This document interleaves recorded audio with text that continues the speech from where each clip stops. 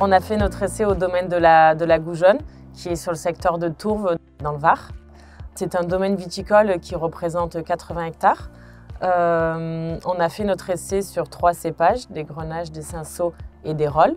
Et c'est un terroir plutôt argilo-calcaire, sur un terrain qui n'a pas forcément lieu de trop être soumis au stress hydrique, mais compte tenu de la proportion d'argile quand même, compte tenu du manque de pluviométrie qu'on a eu ces dernières années, qui a plutôt des tendances séchantes. Donc on a mené notre essai en 2021. D'habitude, en fait, sur le secteur ici, c'est qu'on a beaucoup de pluie en fait, sur la période automne-hiver, ce qui permet de recharger bien la réservitude du sol. Et après, en fait, on a beaucoup moins de pluie durant toute la saison. On a en moyenne 700 mm, en général, entre 700 et 800 mm sur le secteur de Brignoles. Là, ce qui s'est passé, c'est que sur une année, on a eu plutôt 500 mm, dont 250 pendant la période estivale. Ce qui fait qu'en fait, la vigne a été soumise à un fort stress hydrique, et ça dès le début. On a coupé la parcelle en deux, donc il y a une modalité de témoin à chaque fois et une modalité traitée par l'agriculteur. C'est l'agriculteur donc lui-même qui faisait ses propres applications. Le programme qui a été mené, c'était 2 applications d'intracell, la première au 5 juillet et la deuxième au 20 juillet.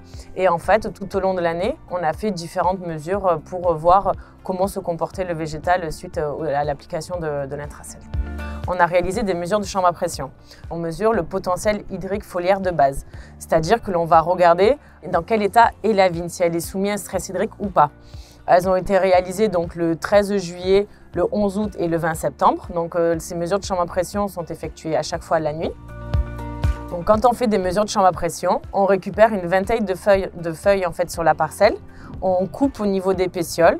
Et en fait, les mesures de chambre à pression, c'est on va soumettre le pétiole à une forte pression et on va regarder à partir de quelle pression, en fait, la première goutte d'eau va sortir. Et à partir de là, en fait, ça va nous donner une valeur en bar et on regarde cette valeur. Quand on atteint la valeur de 3 bars, on estime que la vigne est soumise à un stress hydrique.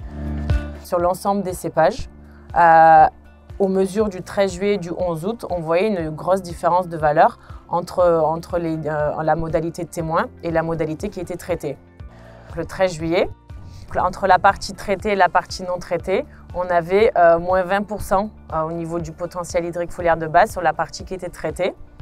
Et sur la mesure en août, on avait moins 27% sur la partie qui était traitée également. On a également fait une estimation des vendanges. Pour cela, on a compté sur 30 ceps le nombre de grappes qu'il y avait. Et dans une deuxième partie, on a ramassé une grappe par souche sur 50 ceps.